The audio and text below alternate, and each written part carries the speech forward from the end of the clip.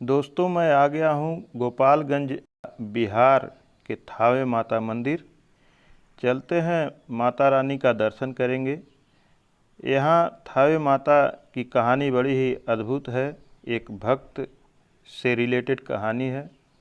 दोस्तों, माँ का दर्शन करने के बाद फिर चलेंगे रहसु भक्त का भी दर्शन करेंगे और यहाँ की सारी जानकारी मैं भी बताऊंगा और यहाँ के जो पुजारी जी मिलेंगे उनसे भी बात कराऊंगा और सारा इतिहास आपके सामने होगा।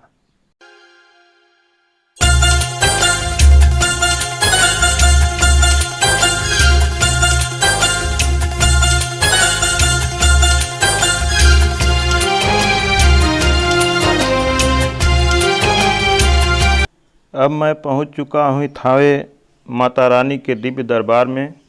कोट कोट प्रणाम करता हूँ माता रानी को। जब जब भक्तों पर संकट है आया, तेरी कृपा का बादल, ये बादल तब तब है छाया। सच के राही को ये दुनिया हो, सच के राही को ये दुनिया जब जब भी ठुकराएगी, मेरी मैया दौड़ी आएगी, मेरी मैया दौड़ी आएगी। झुक जाएगी दुनिया, ये नाटिक पाएगी, मेरी मैया दौड़ी आएगी, मेरी मैया दौड़ी आएगी।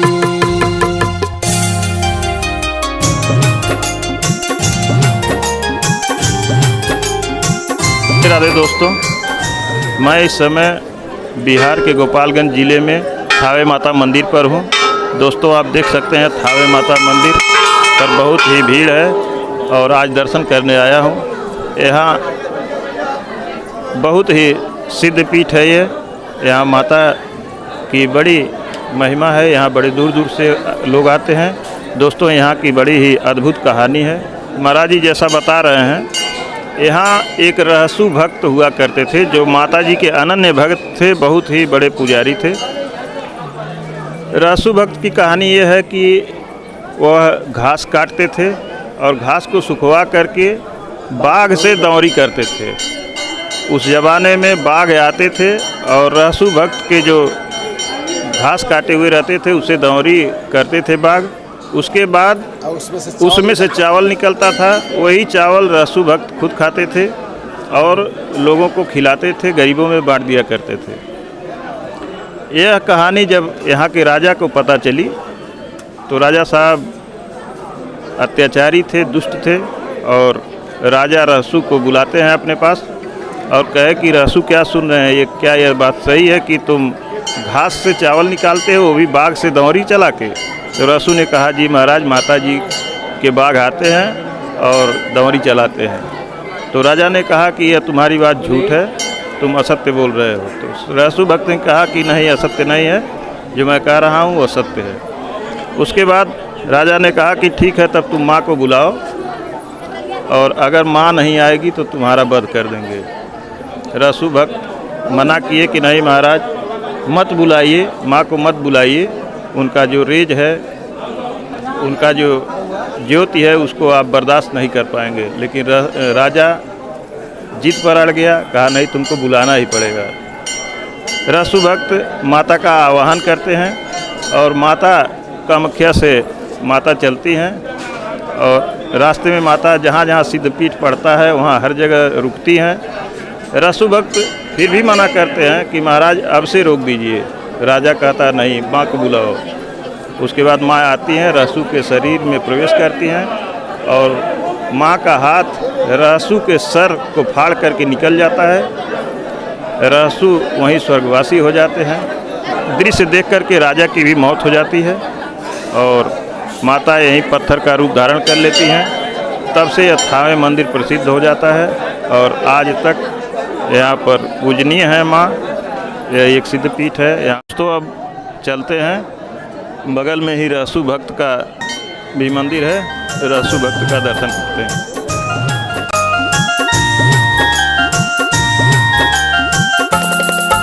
इस मोह के नगरी में, इस पाप के नगरी में तू कुछ भी सोच न पाएगा, तू कुछ भी सोच न पाएगा। सर पीट के रोएगा, हर चीज को खोएगा, जब तेरा बुलावा आएगा, जब तेरा बुलावा आएगा। जब जब भक्तों की नैया को जब जब भक्तों की नैया को माया ये डुबवाएगी, मेरी मैया दौड़ी आएगी, मेरी मैया दौड़ी आएगी।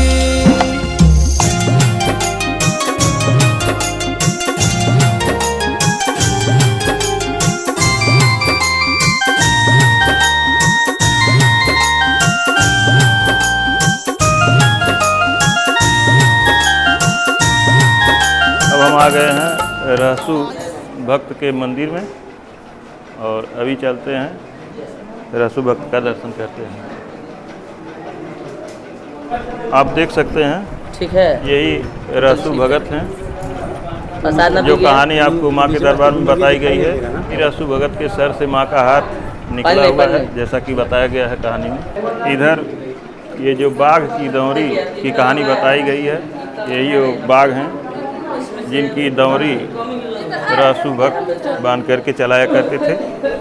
महाराज जी, यहाँ की रहसु भगत की कहानी आप बताइए पूरा विस्तार से। जी, ये जो आप बाघ की दौनी देख रहे हैं, बाबा अपने ज़माने में इनसे दौनी करते थे। जी, बाघ से दौरी करते थे। ये उस समय घटना है जिस समय चेरो वंश के राजा मदन सिंह महाराज इस धरती पर राज करते थे। उसी राज में ये माँ के भक्त रहता करते थे।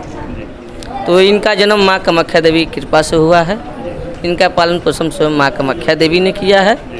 ठीक है, जब थावे भूमि पर अकाल पड़ा तो माँ की कृपा से 7 बाघ 8 सांप प्रकट हो जाते थे और ये बाबा उनसे दौनी करते थे। उसमें से चावल निकलता था मनसरा नाम का। बाबा उस चावल को भोग लगाते थे और जो बाकी बच जाता था गरीबों में बांटते थे। इसी तरह करते करते उनका प्रतिदिन का काम हो गया था। जी, प्रतिदिन के काम होने के कारण इस बात को राजा को जानकारी मिला कि हमारे राज्य में अकाल है और मेरी प्रजा खुशहाल है। क्या कारण है कि मेरी प्रजा खुशहाल है? बाबा को इस बात को राजा ने अपने गुप्तचरों को भेजा। गुप्तचर गए, पता लगाए और पता लगा कर आए। बोले महाराज कि हम महाराज एक भक्त हैं जो बाघ की दौरी करते हैं और कतरा से चावल निकालते हैं। तो राजा बोले कि ऐसा है तो उनको पकड़ कर लाया जाए यहाँ पर। अपने सिपाहियों को भेजे और सिपाहियों को भेजकर बाबा को बुलाया यहाँ पर। बाबा जब यहाँ पर आए तो उनसे पूछताछ हुआ कि ये बताइए, आप बाघ और सांपों से दौनी करते हैं जो मनुष्य के लिए हानिकारक हैं, ये कैसे आप संभव कार्य कर लेते हैं? सांपों की रस्सी बनाते थे। जी, सांपों की रस्सी बनाते थे, बाघ की दौरी करते थे, एक दूसरे से बांध देते थे और कतरा नाम की घास होती थी उसी को पैरों के नीचे बिछा देते थे और उसी से दवाई कराते थे। इसी तरह करते बहुत समय बीता। तो बताए ना अभी कि माँ के कृपा से सब काम होता था। तो राजा ने पूछा कि तो हमको भी दिखाइए। बाबा ने कहा कि नहीं, दिखा नहीं सकता, क्योंकि आप भी प्रजा की भलाई कर रहे हैं, मैं भी आपका राज्य का प्रजा हूँ, तो मैं भी प्रजा कल्याण ही कर रहा हूँ। तो बाबा ने राजा के अनुसार बाघ की दौरी करके दिखा दिए और दिखाने के बाद सभी ने देखा लेकिन विश्वास नहीं किया। वो बोले कि नहीं महाराज, इनसे बोलिए, इनके पास कोई देवी शक्ति नहीं है, ये अपने माया शक्ति से हम लोग को भ्रमित कर रहे हैं। इनसे कहिए अगर ये माँ के भक्त है तो माँ को प्रत्यक्ष रूप से दर्शन कराएं। राजा ने बाबा से बोला कि आप माँ को दर्शन कराइए। बाबा ने कहा कि आप माँ को पूजा पाठ कीजिए, माँ प्रसन्न होगी तो आपको दर्शन स्वयं दे देगी। राजा इस बात को नहीं माने और हट करने लगे, नहीं हमको दर्शन कराइए। तब वही बाबा ने माँ को ध्यान किया और माँ से बोला कि हे माँ, एक राजा है जो दर्शन करने की आपसे हट कर रहे हैं। तो बाबा को इस बात को माँ ने बोला कि उनसे बोल दिया जाए कि जब उचित समय आएगा तो उनको दर्शन दे दिया जाएगा। राजा को बाबा ने ये बात को बोला कि माता बोल रही हैं कि जब उचित समय आएगा तो आपको दर्शन दे दिया जाएगा, लेकिन इस बात को राजा नहीं माने। तब माँ बोली कि अगर राजा नहीं मानता है तो उसका सर्वनाश कर दूंगी मैं।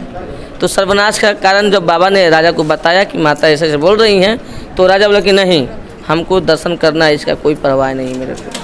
तब माँ कामाख्या चली हैं। तो कामाख्या चली है तो कलकत्ता दक्षिणेश्वरी काली, पटना बड़ी पटन देवी, आमी अंबिका भवानी, मरावरा गढ़देवी का स्थान है, सोहद्रा स्थान खनवार पिपरा मदनपुर होते हुए जिला गोपालगंज में सासा मूसा पड़ता है। ठीक है, वहाँ पर माता घोड़ा घाट भवानी के नाम से प्रसिद्ध हुई। जब यहाँ तक माँ आ गई तो बाबा ने कहा कि माँ बहुत नज़दीक आ गई हैं, राज के करीब आ गई हैं, आप अभी से कहिएगा तो माँ को हम वापस कर सकते हैं। राजा बोला कि नहीं, आपको माँ को दर्शन कराना है तो कराना है। तब माँ थावे के क्षेत्र में जब प्रवेश की है तो चक्रवात, आनी, तूफान, सैलाबों के साथ प्रवेश किया। बाबा ने कहा कि जो भी घटना घटित हो रहा है ये सब माँ का प्रकोप है, आप अभी से मान जाइएगा तो माँ को वापस कर देंगे। राजा बोला कि ये माँ का प्रकोप नहीं है, ये वर्षिक मौसम का प्रभाव है। जब भी बरसात का मौसम आता है तो उथल पुथल होता है। बात से बाबा बोले कि हे माँ, ये राजा मानेगा नहीं क्योंकि इसका बुद्धि खत्म हो गया है, आप इसको आकर तत्काल दर्शन दो। वही माँ आई हैं और इनके कपाल शरीर के अंदर प्रवेश की हैं। आपने इनके कपाल से इतना ही हाथ का राजा मदन सिंह महाराज को दिखाई दे रहा है। ऐसा ही दर्शन दी राजा मदन सिंह महाराज को, इतना ही हाथ का राजा मदन सिंह को दर्शन हुआ। दर्शन होते ही हाथ से जो ज्योति निकली, जो राजा मदन सिंह महाराज को भस्म किया, जो राजनगरी था वो जमीन के अंदर चला गया। यही कहानी है यहाँ का, और उनका भी मोक्ष हो गया जी। तब से लोग यहाँ पर माँ के कृपा से पूजा पाठ करते हैं, उनकी श्रद्धा स्नेह का प्राप्त करते हैं, और उनकी कृपा से जो भी श्रद्धालु मन्नत मांगते हैं कि माँ मेरी मन्नत पूरा करो, तो माँ की कृपा से सबकी इच्छा पूरे होता है। यही कहानी यहाँ का। धन्यवाद महाराज। धन्यवाद।